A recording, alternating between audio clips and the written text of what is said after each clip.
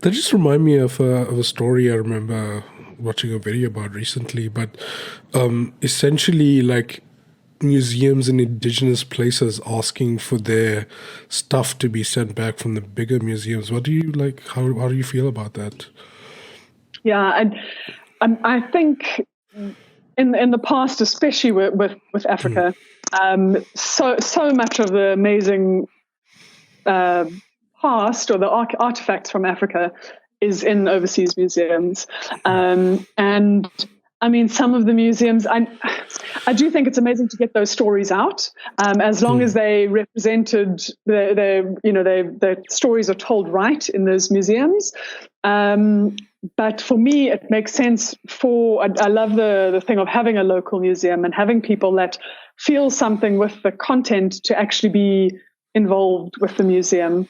When you're going back 100,000 years, it relates to us all. It's not one group. That's where we all came from. Africa 100,000 years ago. Yes, So that's it's true. Yeah.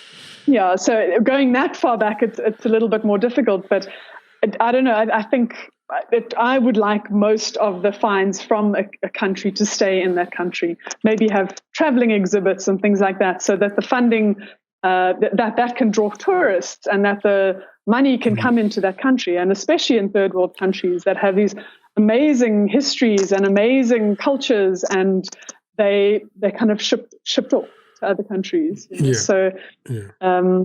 Yeah, I think a lot of it's similar with the study of archaeology. You have so many overseas archaeologists coming in, all around the world. That people are studying in different countries, and it can be really good, and you can get money coming in, and you can get all these different skills coming in, but you also have skills going back out, or so it kind of works both ways. It can be really good. You have these really amazing collaborations, but. I mean, I want the South African material to stay in South Africa, as much as possible. Or South Africa to get the credit, and South Africans to get the credit. There's a similar conversation, I would say, not necessarily argument. Maybe it is an argument going on in biology right now with something called parachuting science.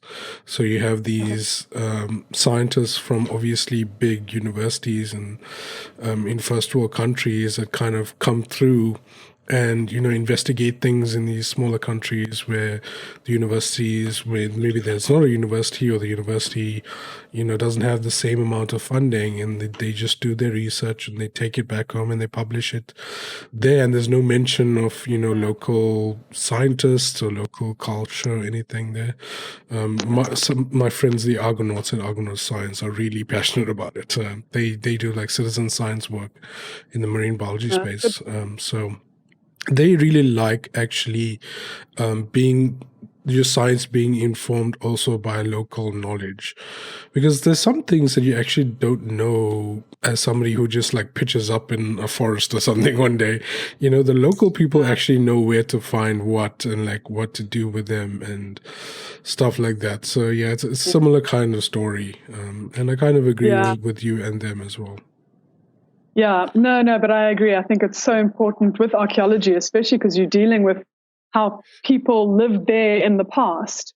There's so much knowledge in the area that is so important, and to understand that, and to understand also archaeological spaces. Often they're these beautiful cave sites and shelters, and they're used as special religious areas now.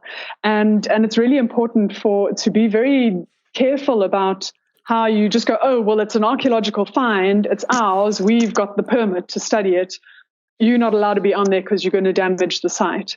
Whereas the site may have been used for 100 years as a religious space.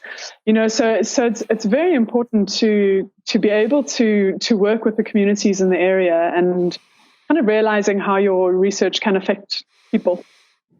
Yeah, for sure. Because you're bringing a different culture to the area, and I think you need to be mindful.